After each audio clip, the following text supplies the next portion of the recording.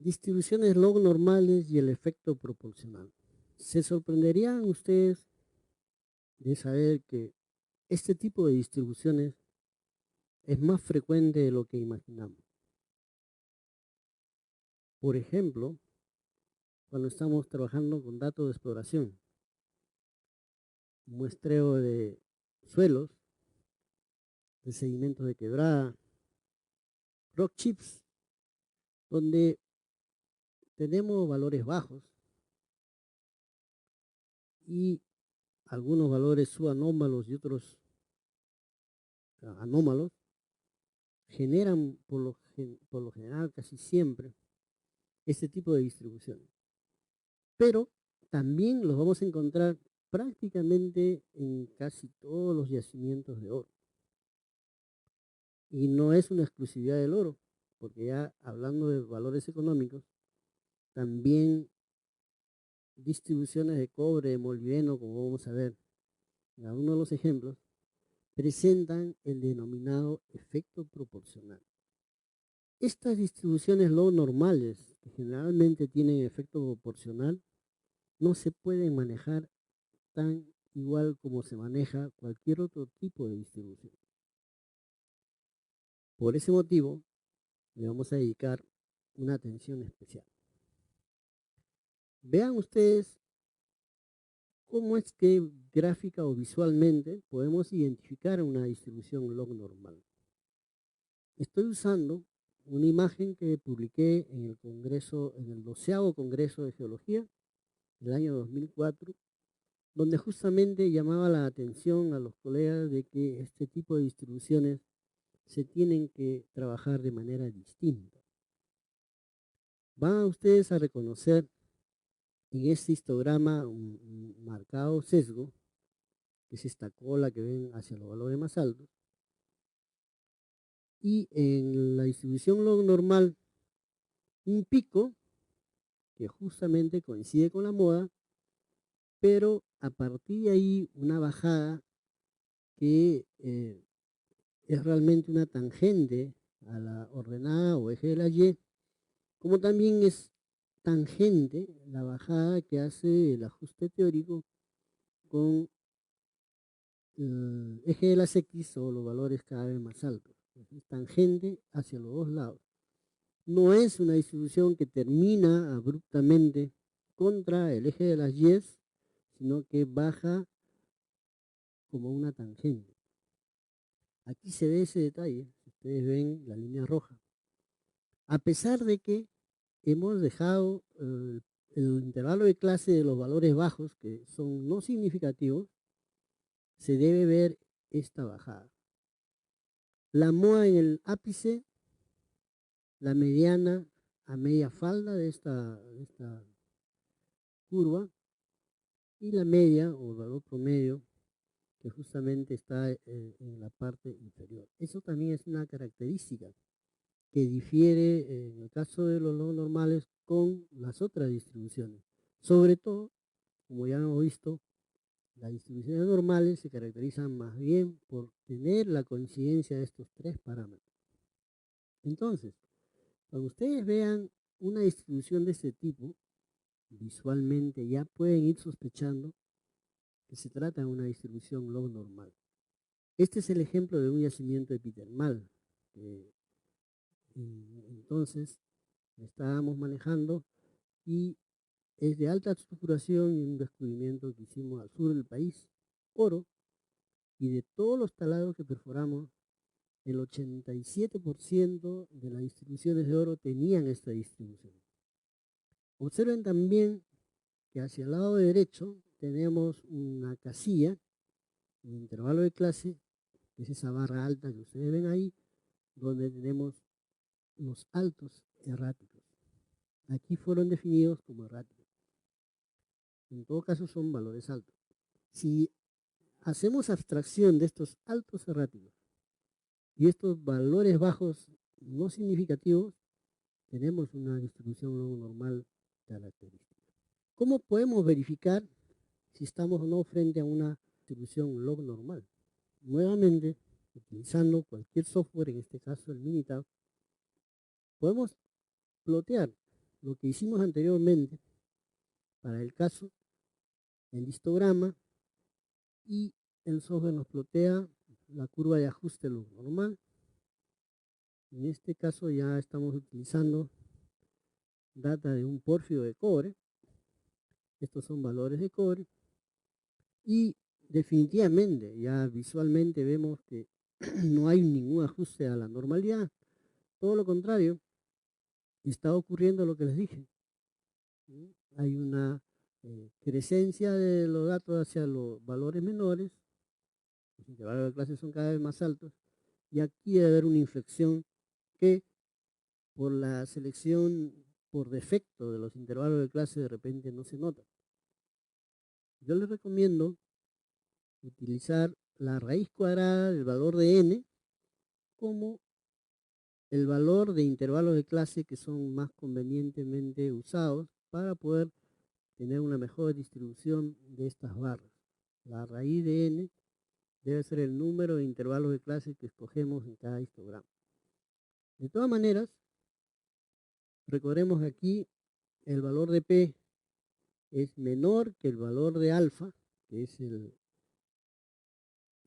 parámetro Anderson-Darling, que está en el recuadro superior derecho, y nos indica claramente que esto no es normal de ninguna manera. Otra cosa que se observa es también en el box plot, donde está la mediana muy tirada hacia la izquierda, y en asterisco los valores altos, que como ya dijimos, pueden estar indicándonos erráticos como no. El test de Anderson va a fallar, por supuesto, pero donde verificamos que sí es log normal es en el diagrama que ustedes ven a la izquierda, que es un diagrama log-log. Tanto el cobre, que no está variable, que está en ppm, como el porcentaje de acumulación de frecuencias está en escala logarítmica. Cuando nosotros trazamos los logaritmos de los valores de cobre en un diagrama de probabilidad, como estamos mostrando acá en una escala logarítmica, debemos tener un arreglo de los datos muy lineal, ajustado a una regresión lineal. Nos puede darnos nosotros la demostración de que la curva de probabilidad pertenece a una distribución log normal. Aquí también, ¿no?, nos muestra un par de curvas gemelas que nos permiten verificar que la dispersión de datos es aceptable o no. Los logaritmos de los valores de cobre trazados en este gráfico de acumulación se deben ajustar a una recta para que nosotros aceptemos que la distribución es log normal.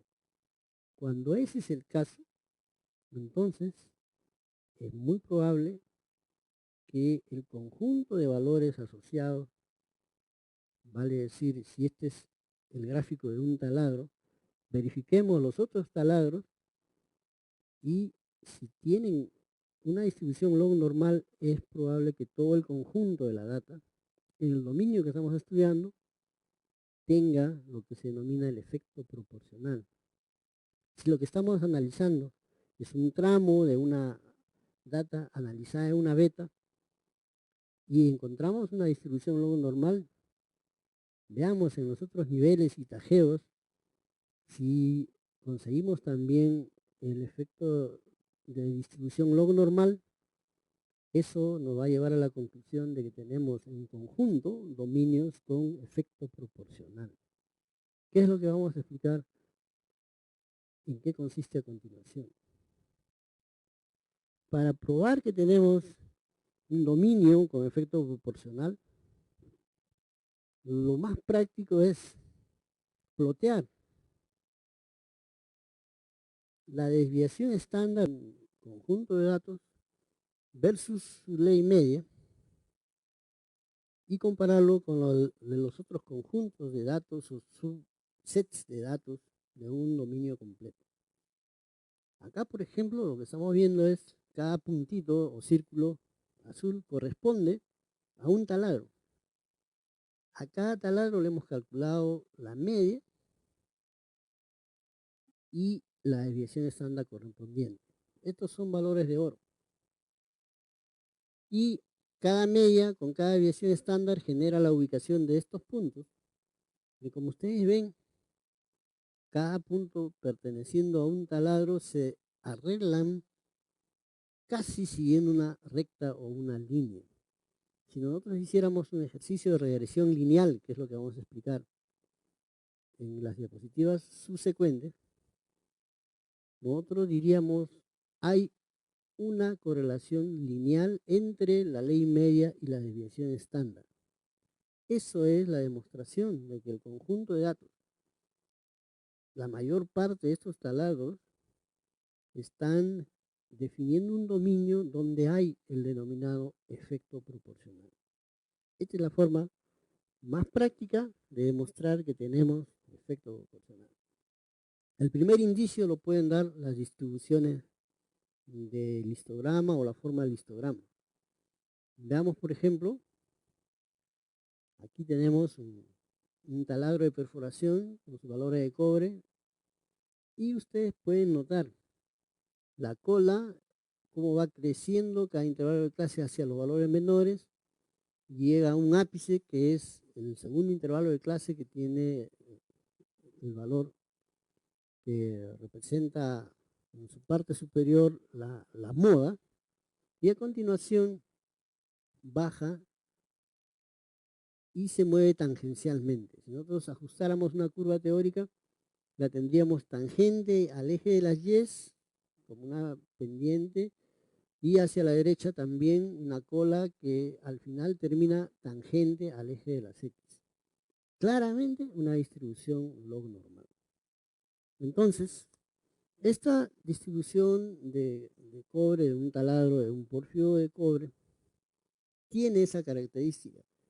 Lo que hacemos es verificar si hay distribuciones similares en los otros taladros contiguos y luego de cada taladro calculamos su media y su desviación estándar, valores que ploteamos en un diagrama como el que están viendo en la parte inferior izquierda, y como ustedes ven, la nube de puntos se puede ajustar a una regresión lineal con un alto valor de regresión. Prueba contundente de que este dominio, ¿no?, en este caso de un pórfido de cobre, para la variable cobre, que está medida en partes por millón en este caso, tiene el denominado efecto proporcional. Como les decía, este no es un caso solamente del oro, aunque es muy frecuente o más frecuente del oro, pero acá, como es un pórfido de cobre, el cobre también presenta esta distribución. Y eso es frecuente en muchos pórfidos de cobre. Tengan cuidado que al tener el efecto proporcional, como les dije, no vamos a poder trabajar con esta data como si fuera cualquier otra. Aquí tenemos el caso del molibdeno en el mismo yacimiento. También el histograma insinúa una distribución log normal. Ustedes lo están viendo ahí, muy parecido al anterior.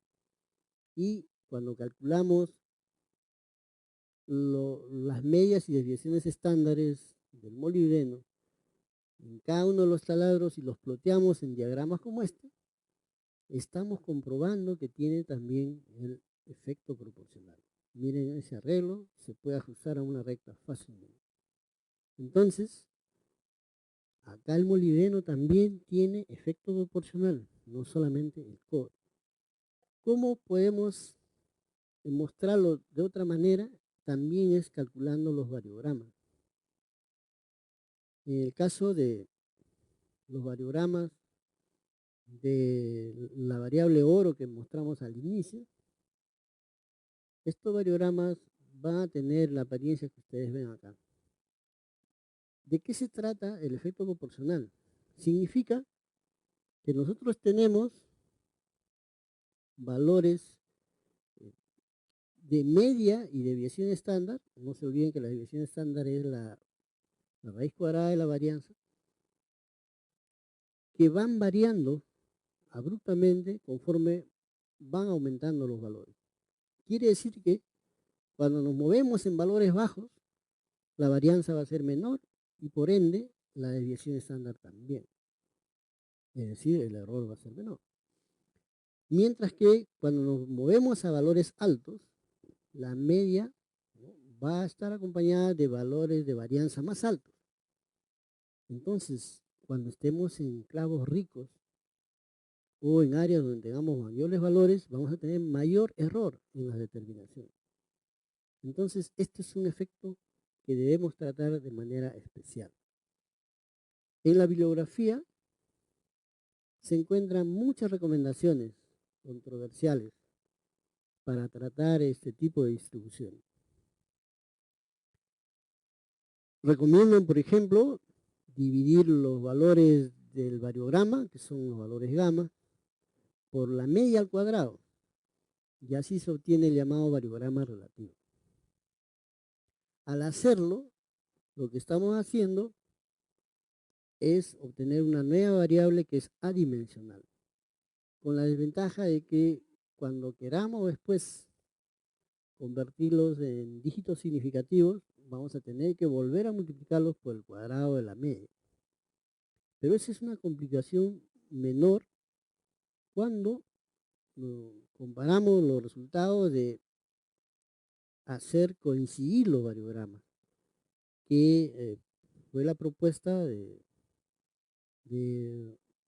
otros colegas para poder hacer desaparecer el efecto proporcional.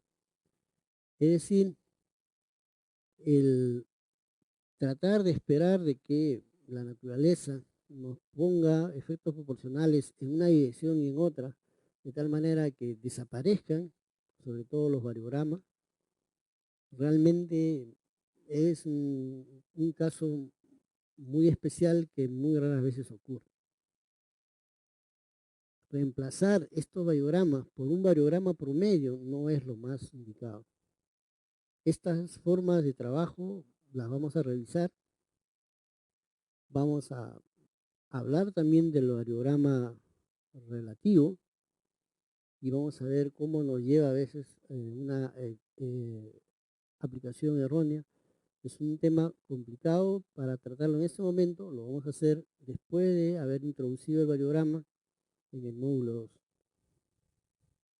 Sin embargo, solamente para mostrarles a ustedes que este asunto de que los variogramas con efecto proporcional se pueden juntar en la esperanza de un variograma promedio porque desaparece el efecto proporcional, está negado en esta vista donde ustedes ven que estamos ploteando los variogramas relativos, pero estos se distribuyen también en diferente proporción de varianzas y no ocurre la tal sobreposición ni tampoco se anulan.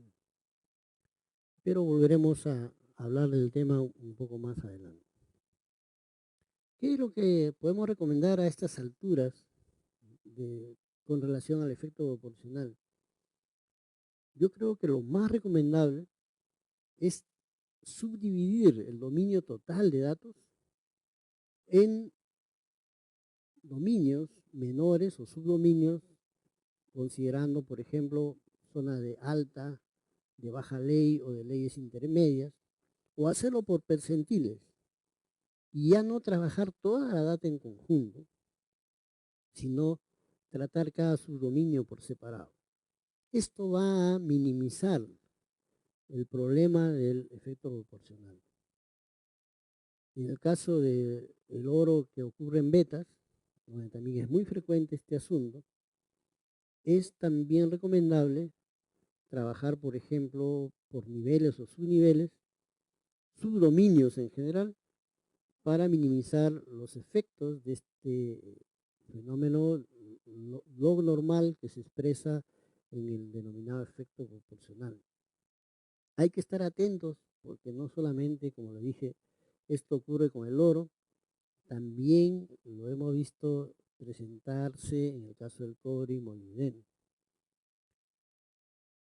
Vamos a regresar a hablar algo de ese tema cuando estemos hablando de variogramas relativos en el capítulo de módulo 2.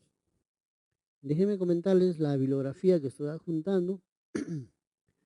Se ha hecho citas al libro de David y a Le Journal y Fibres.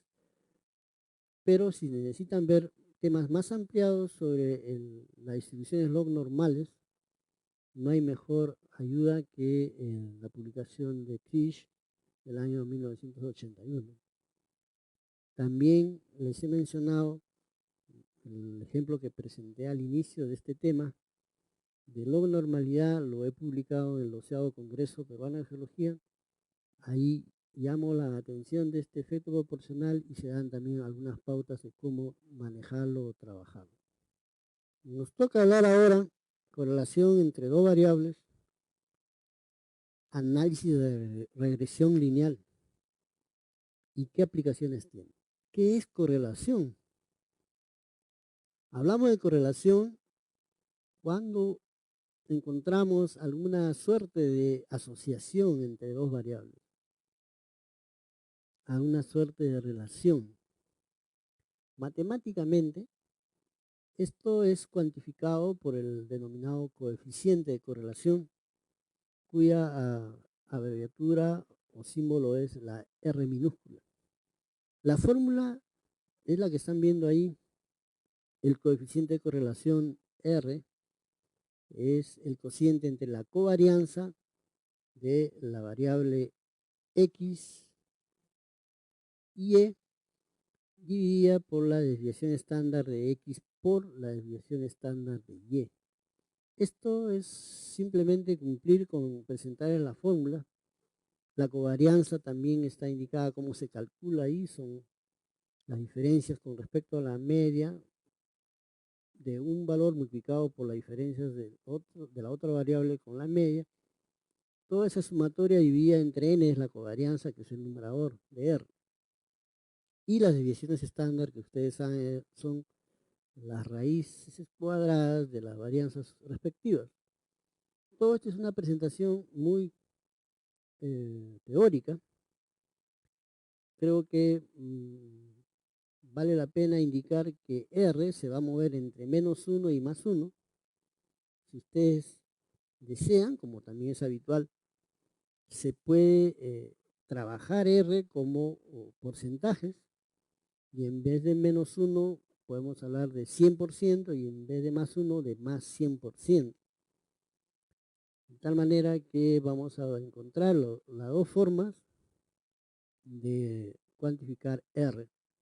Pero no solamente se cuantifica R, también se usa R cuadrado, que es más fácil de relacionar con la varianza total. No se olviden que la varianza es una desviación estándar al cuadrado, es una variable cuadrática y es más fácil de relacionarla cuando está comparándose con R al cuadrado y no con R. Por ejemplo, si encontramos R igual 0.88, si esto lo elevamos al cuadrado, vamos a encontrar R cuadrado 0.77. Las dos formas de expresión nos indican una suerte de correlación alta. Pero R cuadrado además nos va a indicar, en este caso 0.77, nos va a indicar que el 77% de la varianza total se ajusta a esta relación lineal, lo cual tiene más sentido físico, más significado que entregar este valor de R. Por tal motivo, algunos colegas prefieren más representar R cuadrado que R.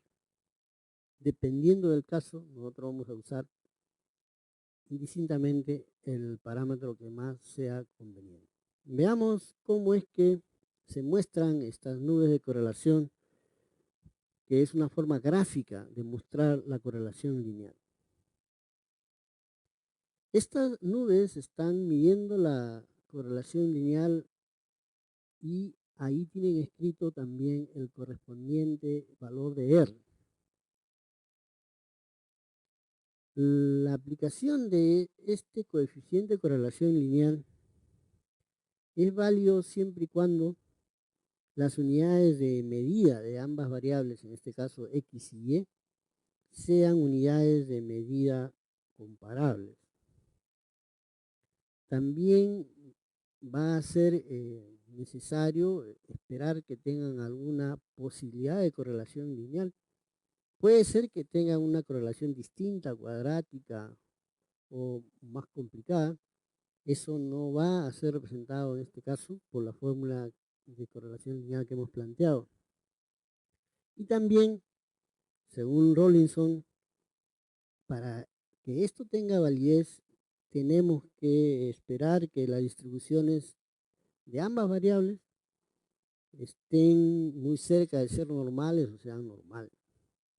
De lo contrario, podemos llevar las conclusiones a conclusiones erróneas. Sin embargo, cuando todo esto más o menos se cumple, todos estos prerequisitos, este es un criterio muy práctico para ver si hay alguna suerte de relación o correlación entre dos variables X y Y. Se mide, como les dije, desde -1 hasta +1, o como está indicado en la parte inferior, en función de fracciones. 0.94 es una correlación alta, 0.09 es una correlación baja, pero también lo podemos mencionar en función de porcentaje, podemos decir 94% o 9%.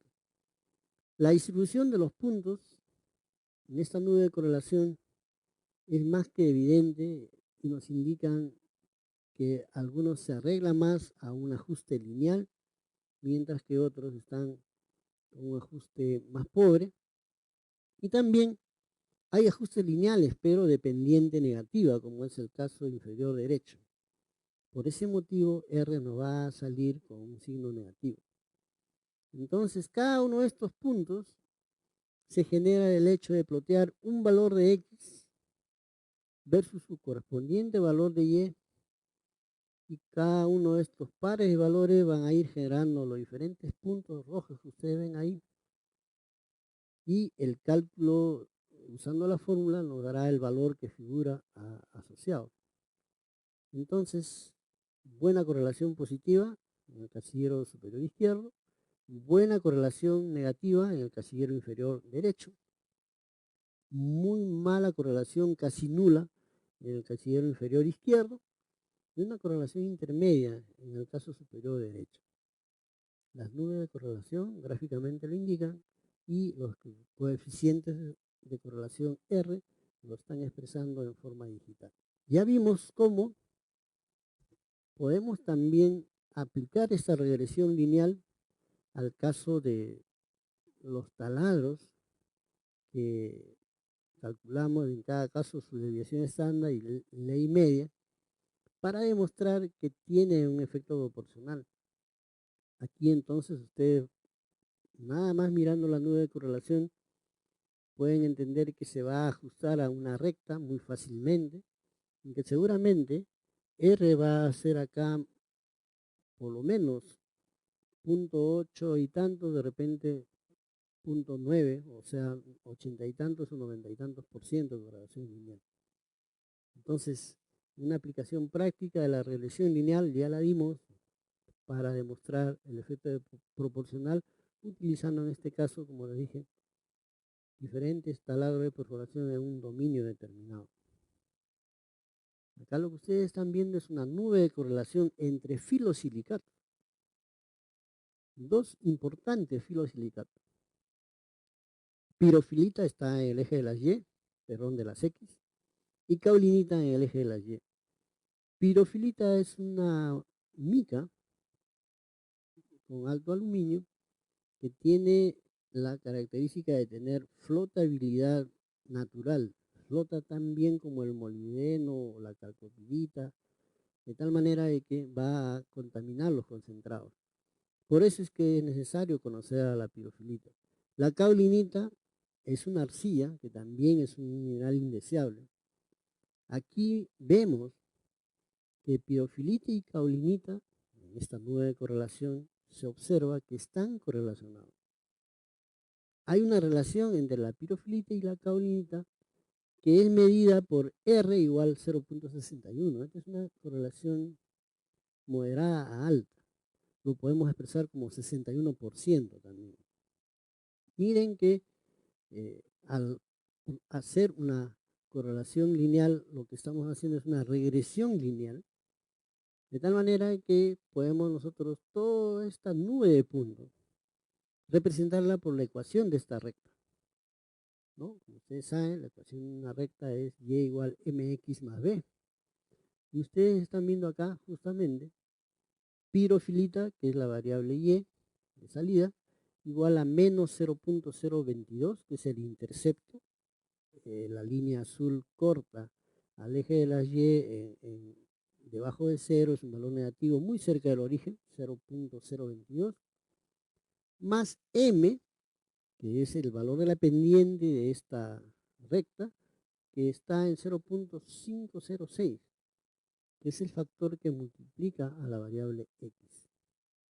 Con esta fórmula, yo puedo, conociendo el valor de caulinita, calcular la pirofilita, estimar, no calcular, sino estimar el valor de la pirofilita, aprovechando el hecho de que están relacionadas. ¿Esto tiene sentido? Tiene mucho sentido, porque la pirofilita, si bien ocurre en yacimientos epitermales, muy asociada a lo que se llama alteración argílica avanzada, también en la misma alteración, en el mismo ensamble de alteración, está presente la caulinita. Entonces no es novedad que aquí encontremos una asociación entre pirofilita y caulinita. Si ploteáramos acá, por ejemplo, la lunita, quizás podríamos comprobar también si tiene o no correlación. La demostración de que caulinita y pirofilita están conformando un ensamble mineralógico está matemáticamente verificado y comprobado por esta nube de correlación, por este coeficiente moderado alto, coeficiente de correlación lineal, y no solamente eso, tenemos una fórmula que nos relaciona una variable con la otra. Ustedes ven en el diagrama que no todos los puntos son pues tocados por la línea de regresión azul. Algunos están muy próximos, otros están muy alejados. Entonces, es conveniente medir el grado de dispersión de los puntos, tan cercanos como tan lejanos. Esto se denominan residuales de la regresión lineal. Es lo que nos muestra esta diapositiva. En este caso la hemos abstraído un poco más, tenemos una variable x y una variable y cualquiera, los puntos de ploteo en rojo y la línea de regresión lineal que está en trazos. Entonces, si nosotros de cada punto rojo bajamos una vertical, o vale decir una paralela al eje y, al momento de interceptar la línea de trazos, estaremos definiendo el residual de ese punto.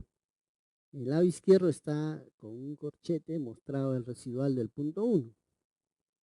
A continuación podemos hacer lo mismo. En unos casos la discrepancia es de menos a más, como el segundo punto, de más a menos, como en el tercer punto, es decir, la línea la bajaremos desde el punto rojo hasta interceptar la línea de trazos. En el siguiente subiremos imaginariamente el punto para ir definiendo, como en el caso indicado ahí del residual 6 también, cuáles son las discrepancias o las diferencias entre el punto real, ploteado, y el que supuestamente debería ser en el caso ideal conformando la línea o la recta de regresión lineal. Esta es la forma de definir lo que se denominan residuales. Los residuales en una regresión lineal son una información importante porque nos dan la indicación de la bondad de ajuste. Si estos residuales son muy amplios o tienen mucha dispersión, la bondad de ajuste va a ser mínima y esta recta que está definida aquí, y igual b más m por x, tendrá menor validez, como también es el caso en que R sea bajo, también esta ecuación nos reproducirá con mayor error una variable a partir de la otra. Entonces, hay que tener en cuenta qué hacemos con los residuales. Hay softwares que nos permiten analizar rápidamente estos residuales. Por ejemplo, acá vemos el ploteo de los residuales y estamos viendo que tiene más o menos una distribución que difiere un poco de la normalidad porque no se ajusta completamente a la línea azul. Podemos ver una distribución de estos residuales que tienen una campana no muy buena de Gauss, una kurtosis que es un poco alta, algo de sesgo hacia los valores negativos.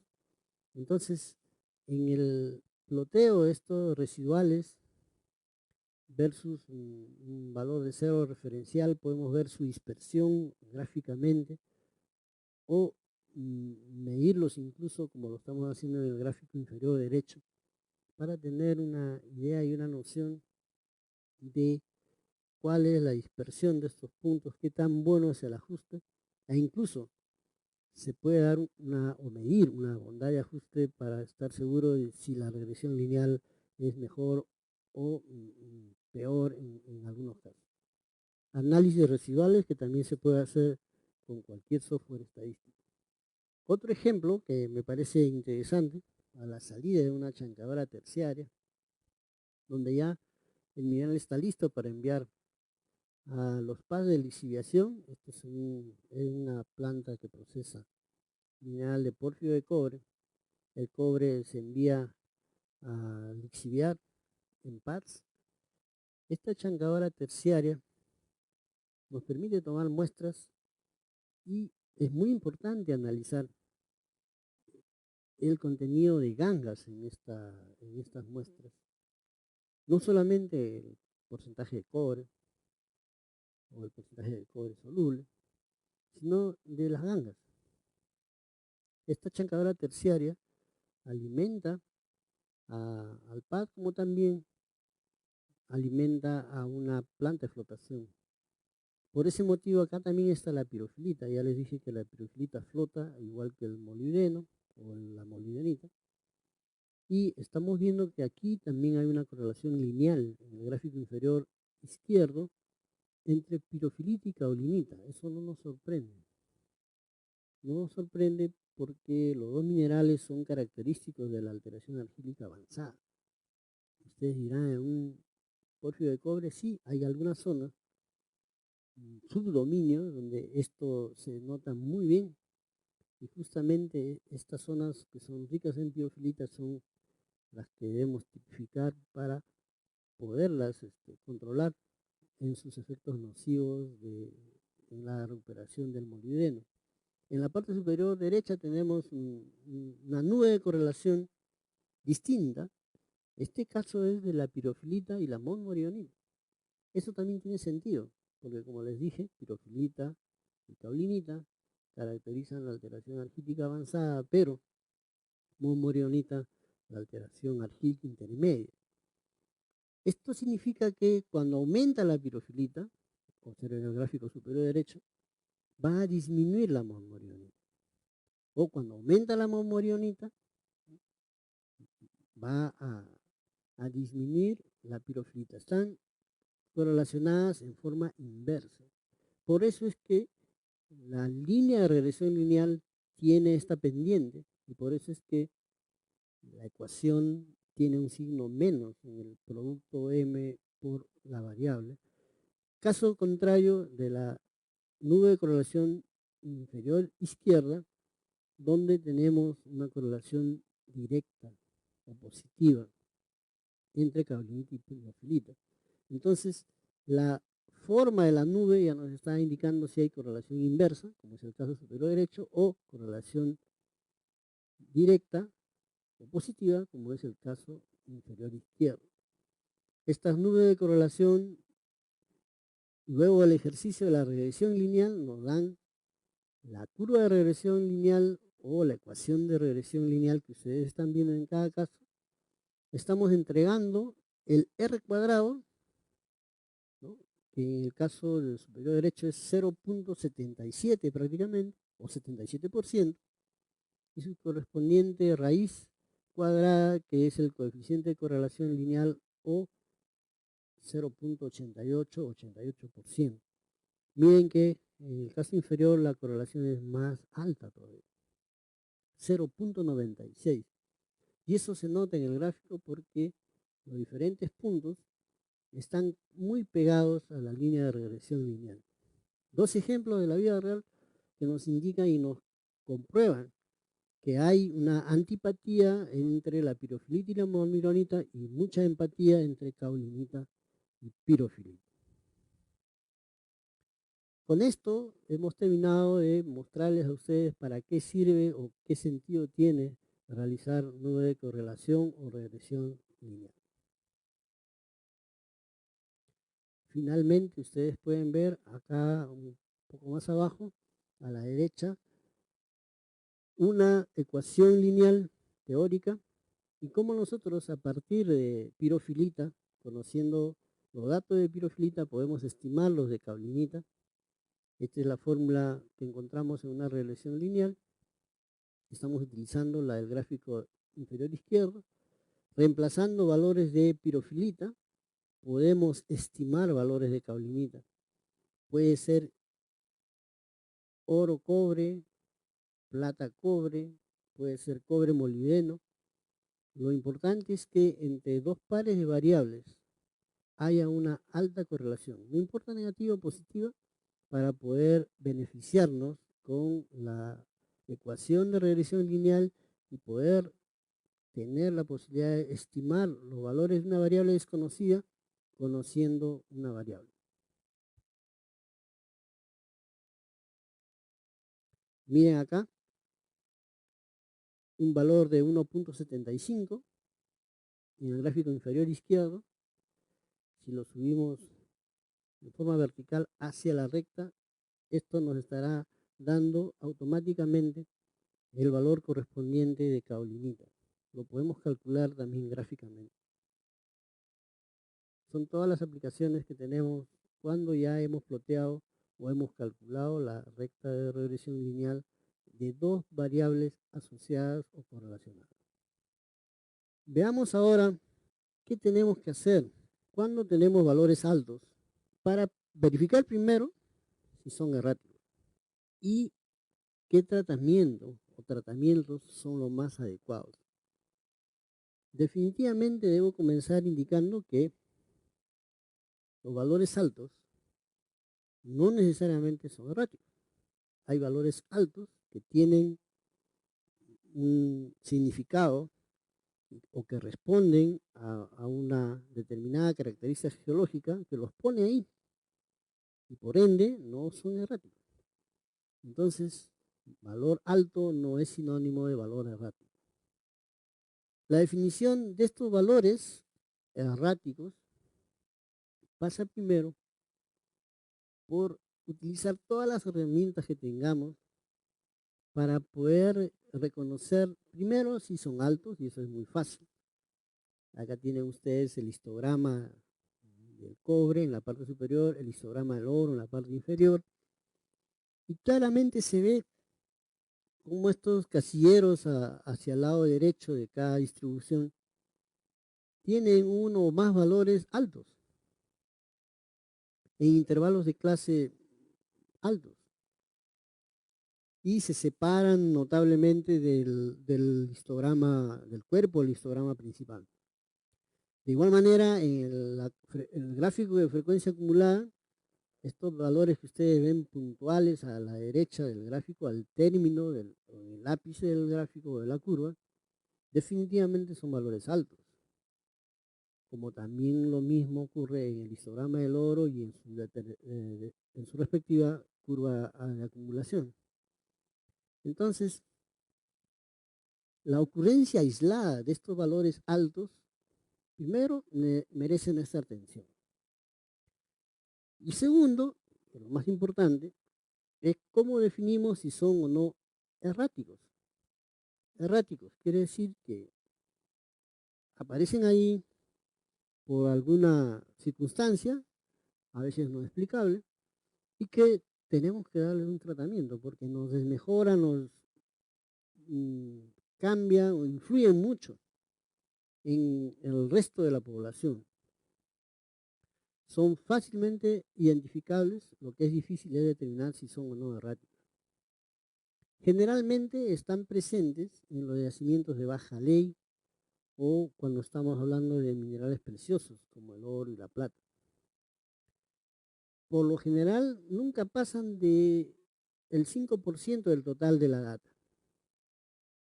Y también afectan, cuando los llevamos hasta el final de los cálculos, afectan a no más del 5% del tonelaje total. Sin embargo, debido a su alto valor, influyen notablemente en el valor metálico total.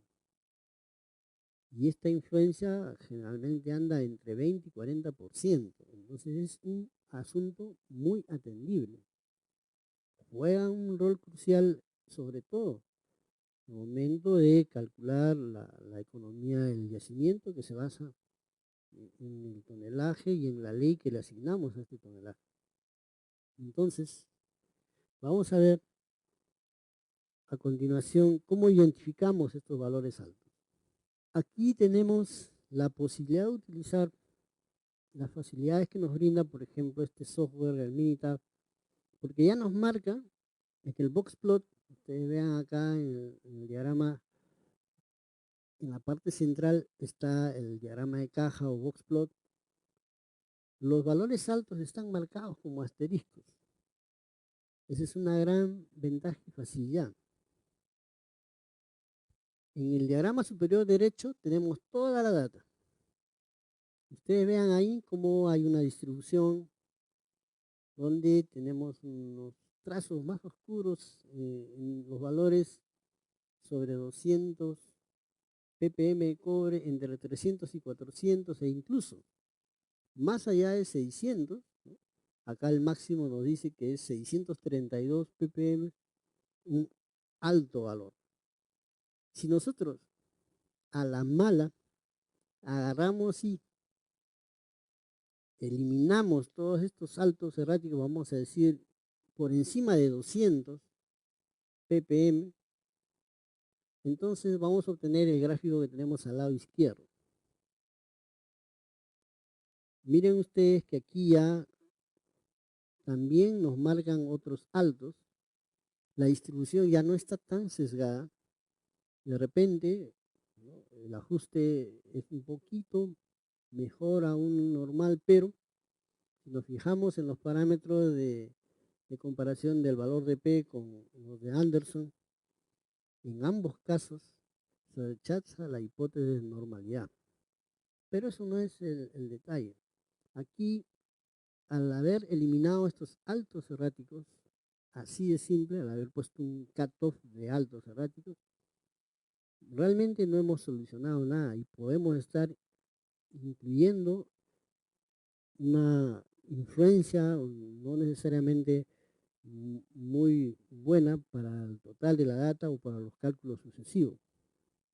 Pero sigamos viendo cómo es que se expresan estos altos erráticos. El diagrama de caja parece ser el más práctico para mostrarnos, incluso tiene una opción donde nos puede poner los dígitos asociados a cada punto y saber cómo estos están en su valor comparativo con la media o con el resto de la data. Observen ustedes en esta diagrama de caja, ya no hemos puesto una sola variable, estamos poniendo 3 variables. Seguimos con el mismo ejemplo de las arcillas y la pirofilita. Y miren ustedes, la pirofilita tiene altos erráticos, pero no tan altos comparativamente como los que tiene la caulinita para cada una de las distribuciones. Morenita, en cambio, parece que se mueve entre valores que no tiene mucha dispersión y no tiene altos erráticos. Si no, el software los hubiera marcado acá con asteriscos. Entonces ya sea por el histograma, por la curva de acumulación de frecuencias o por el uso de estos boxplot, nosotros ya podemos identificar rápidamente y claramente con nombre y apellido cuáles son los valores altos. A continuación, vamos a ver cómo podemos hacer para definir si son o no erráticos. Vamos a utilizar esta data de Caulinita. Estoy mostrando a la izquierda una parte nomás de la data. En una columna está el día en el cual se ha medido. El 27º día teníamos 2.84 de Caulinita. El 28º día o 28º teníamos 3.39 de Caulinita y así sucesivamente. Al 37º estábamos en 3.54 de Caulinita. Es una arcilla, miren, pero hay un alto ahí. El 32º día, 9.03 de Caulinita. Ese es el máximo valor que hemos encontrado. Entonces, tenemos la estadística media y desviación estándar en la parte superior derecha, 2.88 para la media y una desviación estándar de 1.18. Entonces, este es un alto errático a todas luces porque miren que a los costados los valores están algo deprimidos, no hay una secuencia, no podemos entender al menos visualmente que hay una gradación o una degradación de la data. Vamos a suponer que es un alto errático y una de las formas de tratarlo o de trabajarlo es reemplazarlo por la media más 2 desviaciones estándar. Este es un uso, una costumbre muy generalizada, muy frecuente entre los colegas. Algunos lo hacen por una desviación estándar, es decir, media más 3 desviaciones estándar, qué sé yo. Vamos a suponer que aquí le estamos poniendo la media más 2 desviaciones estándar, es decir, 2.88 más 2 por 1.18, o sea, 2.36, en lugar del alto supuestamente errático, estamos poniendo 5.24. Si hurgamos en la data, vamos a encontrar otro valor, también alto. En este caso 7.18, es otra parte de la data. Miren que ya es en el día 121, 7.18. Pero si ustedes observan, este 7.18 está bajando hacia el día anterior a 4.28, a 5, a 3, a 2.40, etcétera. Hay una bajada más o menos progresiva, como si miramos los valores contiguos de este 7.18 hacia el día siguiente está en 5.52, de ahí baja a casi 3, 2.8, 2.7 y a 1.47. Entonces claramente se nota que aquí hay una secuencia. No es un valor alto que está ocurriendo acá como su nombre lo indica erráticamente, sino que aquí hay una secuencia. Esto no es un dato que debemos eliminar. Este no es un dato alto errático. Este es un valor alto, pero tiene una estructura, como se define en geoestadística a estas secuencias, y por lo tanto debemos respetar este valor, dejarlo donde está. Es un alto no errático, la data no se modifica en este caso como en el caso anterior. Entonces, ustedes a veces tienen que hacer este ejercicio cuando tienen una data que no es muy numerosa, es lo más recomendable, o utilizar los medios que les he indicado, como son los histogramas, las curvas de acumulación de frecuencias y también los boxplot para poder ubicar a estos datos y ver si no hay una secuencia o qué sé yo, y de lo contrario, si no, reemplazarlo.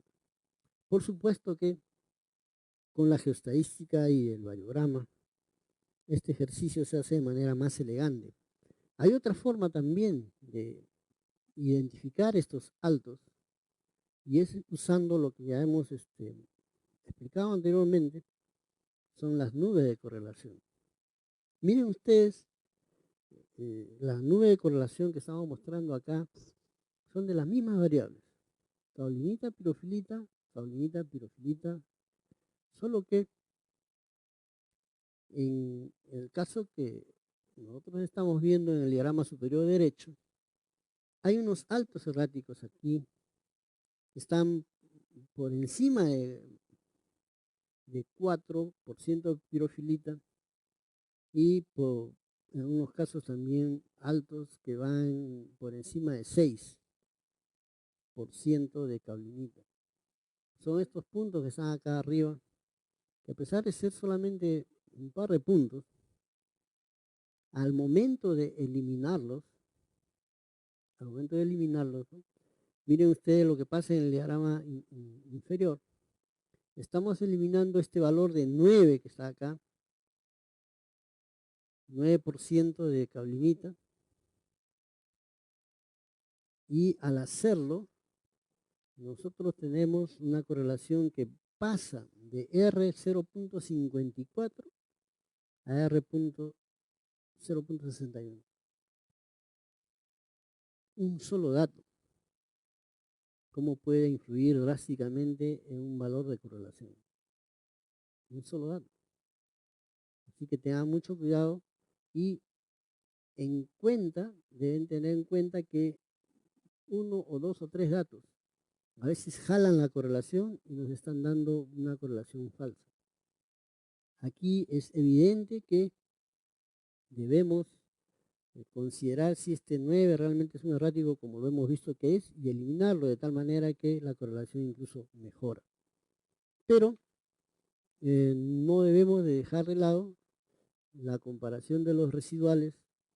En este caso podemos hacerlo fácilmente porque el software lo permite y ver también que en el caso de los residuales en el diagrama superior derecho tenemos una dispersión mucho mayor. Vean ustedes que del 0 hasta el 3 y el 0 hasta el -3, mientras que en el diagrama inferior izquierdo la dispersión de los residuales es mucho menor, va desde 1 y algo hasta -2. Entonces, en el diagrama superior derecho, en el cuadrante 1, ustedes pueden ver también cómo el ajuste de la normalidad de los residuales está dejándonos fuera hasta 3 puntos, mientras que el punto que hemos eliminado nos permite un mejor ajuste. Entonces, fácilmente podemos ver que en el caso del valor alto errático, el retirarlo de la población mejora bastante la verdadera correlación que hay entre las dos variables.